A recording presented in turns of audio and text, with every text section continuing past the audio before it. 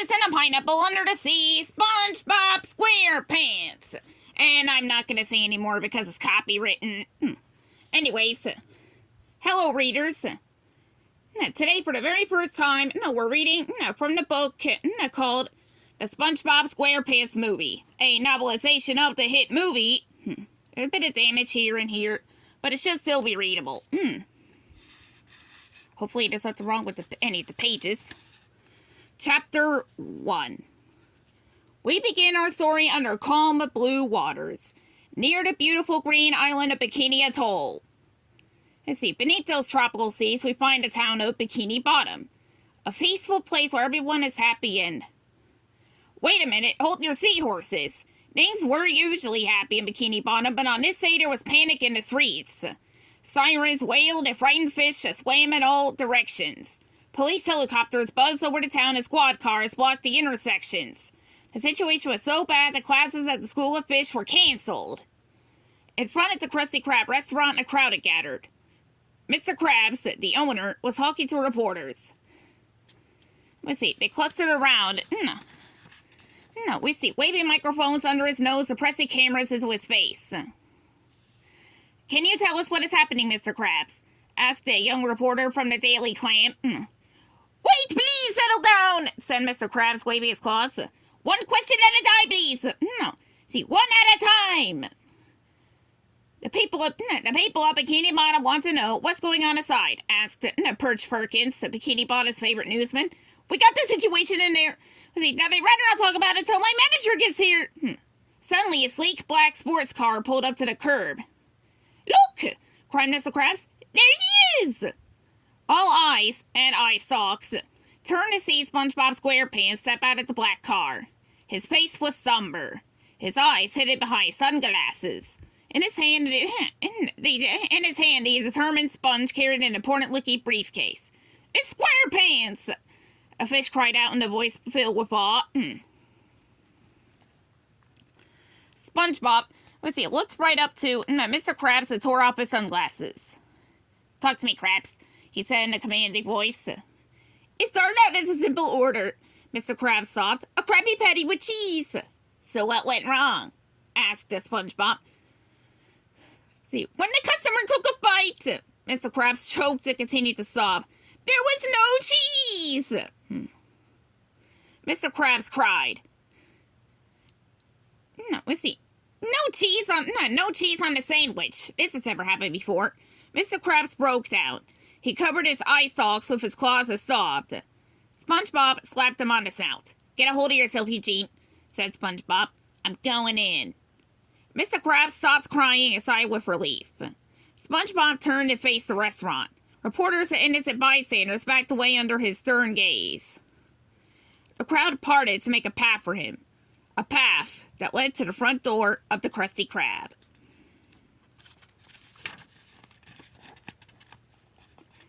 SpongeBob boldly entered the restaurant. The dining room was deserted, except for one, very frightened fish sitting alone at a table. On a tray in front of it sat a Krabby Patty with a single bite missing.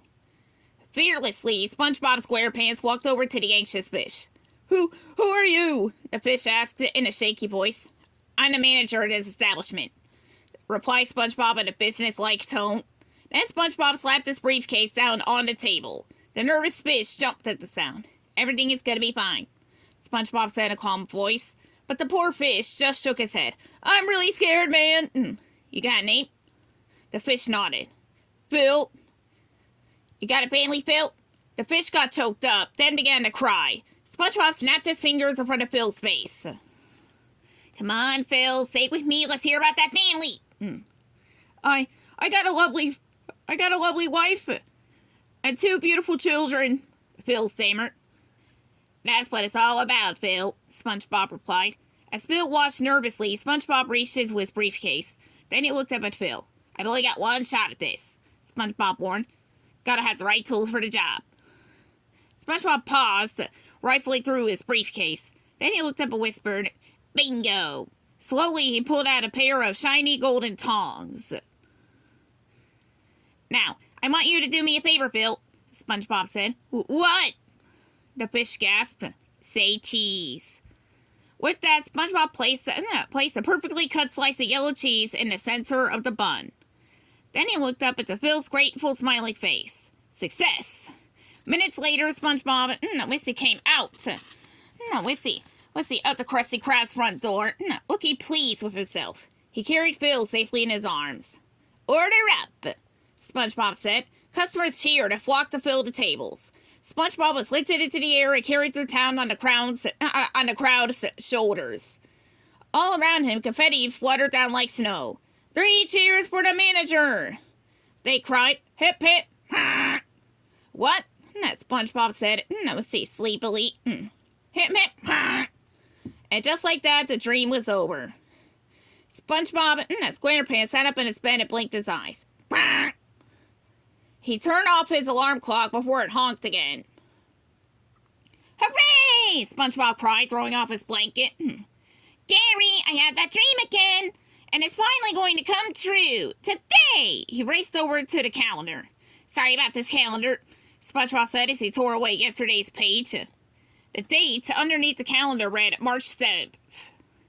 SpongeBob stepped back and admired the calendar. Today is the grand opening ceremony at the Krusty Krab 2, where Mr. Krabs is going to announce a new manager.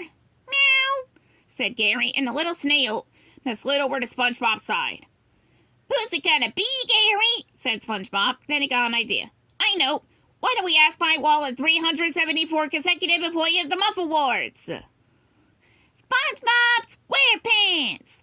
Yelled all 374 pictures of SpongeBob on the wall. Hooray for me, said SpongeBob as he raced to the bathroom to get ready for work. While he showered, he sang, I'm ready, promotion, I'm ready, promotion. In the shower, SpongeBob took the paper off a bar of soap and ate the whole bar of soap. Then he soaked water up until he was so inflated he could hardly fit in the bathroom.